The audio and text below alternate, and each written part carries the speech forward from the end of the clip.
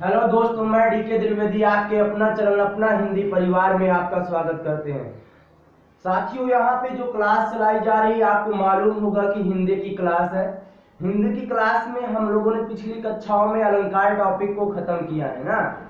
आज का जो टॉपिक है, बच्चों के कहने पे हम टॉपिक लेकर के आपके लिए आए हुए हैं छंद। कहने का मतलब आज से जो हम लोगों को क्लास मिलेगी, छंद को पढ़ करके खत्म करना है। तो जो लोग इस चैनल को सब्सक्राइब ना किए हो, चैनल को सब्सक्राइब कर लीजिए और शेयर किया करिए ना। यहाँ पे ध्यान दीजिए, कोई भी अगर आपको डाउट हुआ करे तो आप कमेंट बॉक्स में जा करके आप क्या कर सकते हो, उसमें प्रश्न पूछ सकते हो। चलिए स्टार्ट करते हैं क्लास को। यहाँ पे हम लोग पढ़ेंगे आज का जो टॉपिक है छंद के बारे में। देखिए, छंद को पढ़ने से पहले अगर मैं बताऊं तो आज की इस क्लास में हम लोग छंद की केवल पहचान करेंगे, जानेंगे कि छंद है क्या। कहने का मतलब छंद का इंट्रोडक्शन हम लोग करेंगे।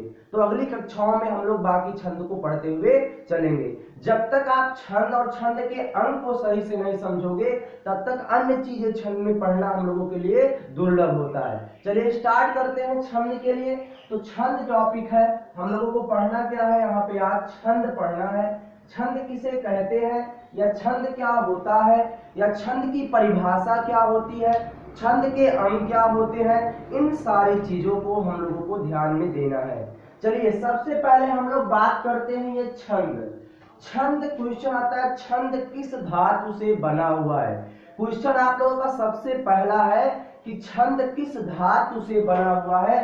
तो साथियों आप बताना, अगर कोई आपसे कहेगा कि छंद किस धातु से बना हुआ है, तो छंद जो है वह आपका छद धातु से बना हुआ है। किससे बना हुआ है? छद धातु से बना हुआ है।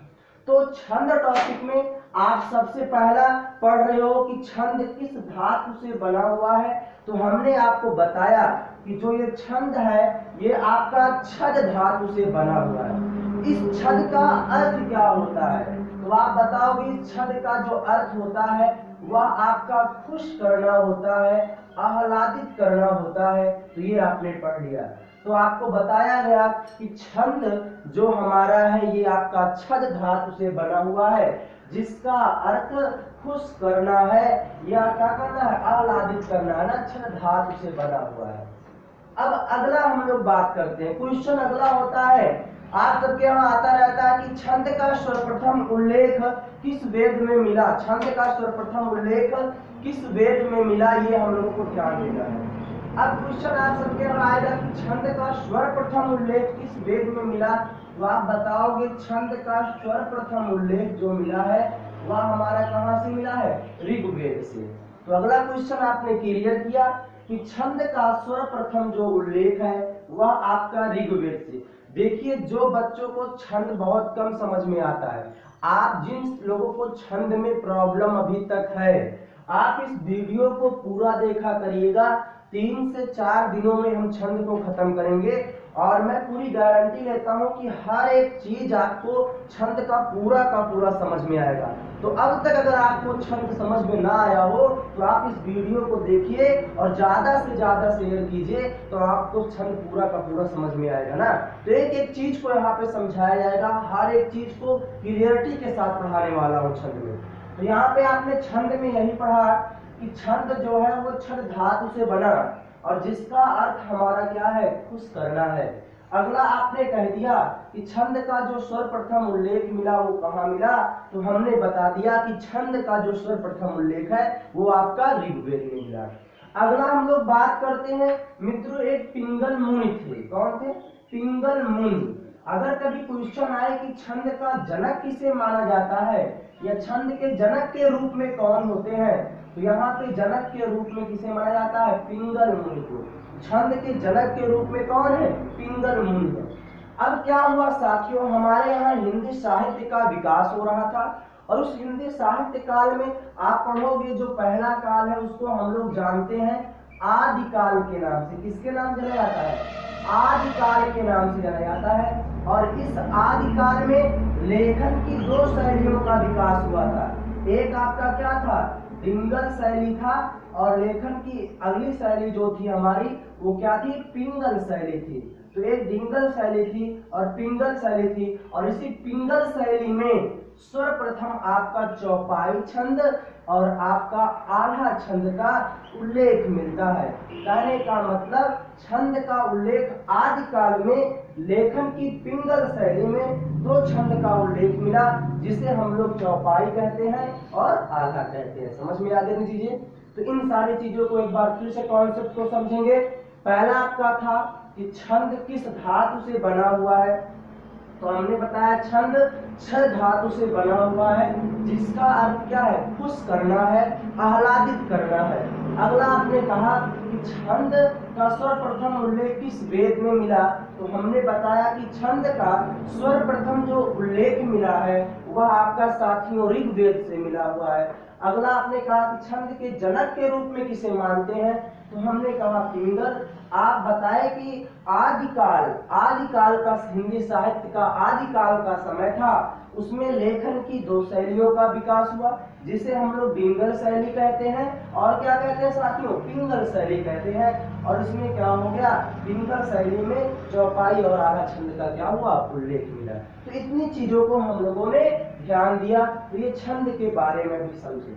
चलिए ठीक है, आपने कह दिया कि छंद का सर्वप्रथम उल्लेख ऋग्वेद से मिला है। छंद जो है आपका छद धातु से बना हुआ है, ये भी आपने जान लिया ना।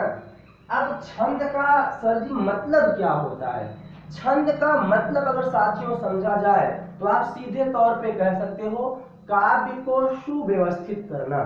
छंद का मतलब अगर हम लोग समझें तो काव्य को सुव्यवस्थित करना। कहने का मतलब अगर हम आप परिवार में होते हैं तो उस परिवार को एक सुव्यवस्थित तरीके से चलाया जाता है, उसी प्रकार काव्य को सुव्यवस्थित करके प्रदर्शित करने की जो प्रक्रिया है शायद उसी को हम लोग छंद कह सकते हैं। अब परिभाषा के तौर पे देखा जाए तो परिभाषा अगर पूछा जाए कि छंद की परिभाषा क्या होती है, तो ध्यान देना, आप बताओगे छंद में हम लोग किसको ध्यान देते हैं? वर्ण मात्रा, समझो, वर्ण मात्रा संख्या क्रम। आप बताओगे वर्ण मात्रा संख्या क्रम यति गति लय और आपका क्या भैया? यति गति लय तुक से जो बद्ध रचना है, जो बद्ध रचना होगी, याद कर लेना, बद्ध जो रचना होती है वही आपकी क्या कही जाती है? छंद कही जाती है। तो अगर कोई आपसे छंद कहे कि छंद की परिभाषा क्या होती है, तो आप यही बताओगे वर्ण मात्रा संख्या क्रम यति गति लय तुक से बद्ध रचना। कहने का मतलब मित्रों ऐसी काव्य होगा या ऐसी रचना होगी जिसमें हम लोग किसको ध्यान देंगे? वर्ण को ध्यान दिया गया होगा, मात्रा को ध्यान दिया गया होगा, इन वर्णों की संख्या मात्राओं की संख्या को ध्यान दिया गया होगा, यति को गति को लय तुक को ध्यान दिया गया होगा। तो ऐसी ही रचनाओं को हम लोग क्या कहते हैं? छंद कहते हैं। समझ में आ गया? तो छंद की परिभाषा क्या है? वर्ण मात्रा संख्या क्रम यति गति लय तुक से जो बद्ध रचना है, बधी हुई रचना है, उसे हम लोग क्या कह देंगे? छंद कह देंगे। तो इतनी चीजें क्लियर हो गई आपकी। तो ये आपने छंद इतना पढ़ लिया। छंद छद धातु से बना हुआ है।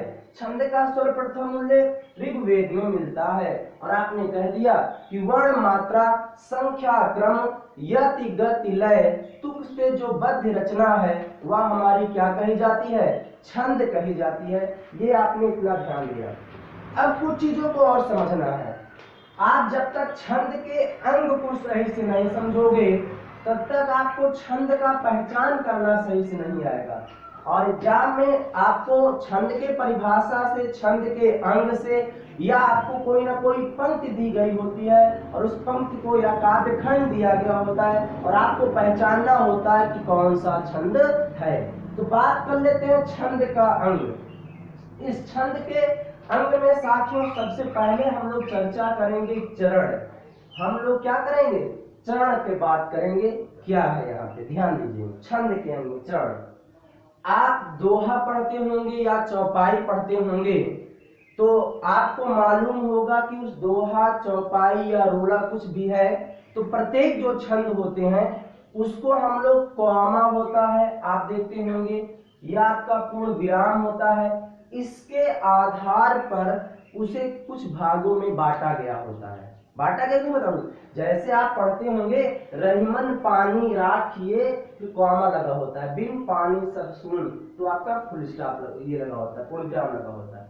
तो यहाँ पे ध्यान देना, प्रत्येक जो छंद है उसको साथियों हम लोग कॉमा और पूर्ण विराम के आधार पर कुछ भागों में बांटे होते हैं, और उसी भाग को हम लोग क्या कहते हैं? चरण कहते हैं। समझ में आया? तो अगर कोई आपसे कहे कि चरण किसे कहते हैं, तो आप यही बताओगे कि प्रत्येक जो छंद है आपका, प्रत्येक छंद जो होता है ना, उसको हम लोग क्या करते हैं? कुछ भागों में बांटा गया होता है, कुछ भागों में बांटा गया होता है, में बांटा गया होता है, और उसी को हम लोग क्या कहते हैं? चरण कहा जाता है। समझ में आ गया? उसी को आप क्या कहोगे? चरण कहते हो। तो अगर कोई पूछे चरण किसे कहते हैं, तो आप यही बताओगे प्रत्येक छंद को कॉमा और पूर्ण विराम के आधार पर कुछ भागों में बांटा गया होता है, उसे हम लोग क्या कहते हैं? चरण कहा जाता है। अब क्वेश्चन आता है कि चरण कितने होते हैं? अधिकांशतः पूछता है चरण कितने होते हैं। अगर पूछेगा चरण कितने होते हैं, तो आप सीधा बताना चरण मुख्यतः चरणों की संख्या कितनी होती है? 4। चरणों की संख्या मुख्यतः कितनी होती है? 4 होती है। इसको ध्यान देना। अगर आपसे पूछे कि चरणों की संख्या कितनी होती है, तो आप बताओगे चरणों की संख्या मुख्यतः कितनी होती है? 4 होती है। और इन चारों चरणों को साथियों हम लोग 2 भागों में बांटे हैं। कितने भागों में बांटा गया है? 2 भागों में। एक आप ध्यान दोगे कि सर जी एक हमारा सम चरण होता है और एक हमारा क्या होता है? विषम चरण। समझ में आ गया? एक आपका सम चरण और एक आपका क्या हो जाएगा?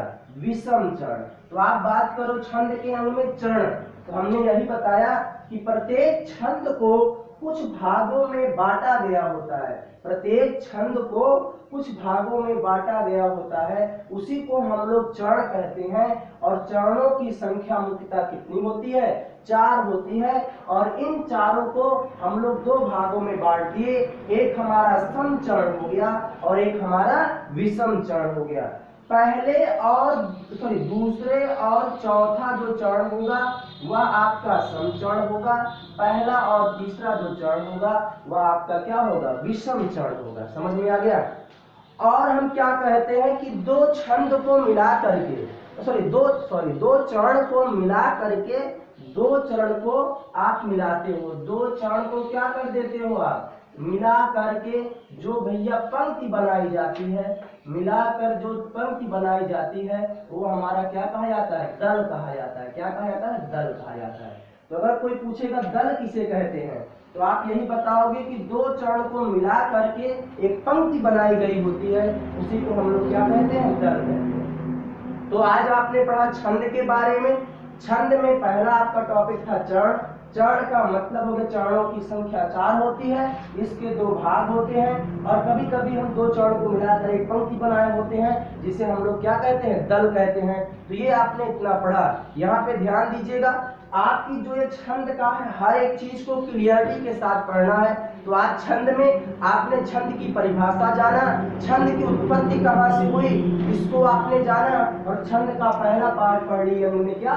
चरण। इसके आगे कल हम लोग पढ़ेंगे। यहाँ पे ध्यान दीजिए कि यहाँ पे इसके आगे हम लोगों को कल पढ़ना है। थोड़ा सा आप लोग ज्यादा से ज्यादा वीडियो को शेयर किया करिए और पूरा वीडियो को देखा करिए, ताकि हर एक चीज आपको समझ में आए।